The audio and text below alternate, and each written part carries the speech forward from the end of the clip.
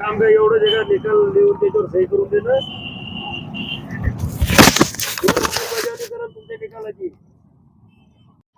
मग उद्याच्या ते उपोषणाला बसले नाही तर लोक महिला बसलेल्या आहेत उपोषणाला।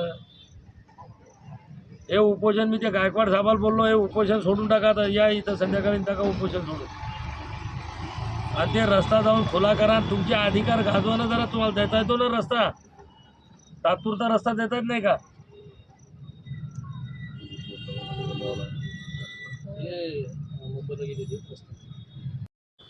सध्या पेरणीचे दिवस चालू आहे आणि शेतीला रस्त्याची आवश्यकता असतेच, आणि शेतीचं उत्पन्न हे राष्ट्रीय उत्पन्न म्हणून त्या ठिकाणी धरलं जातं, आणि म्हणून कोणताचीही शेती रस्त्याअभावी पडीत राहावी किंवा पेरणीपासून वंचित राहावी असं कोणालाही करता येत नाही।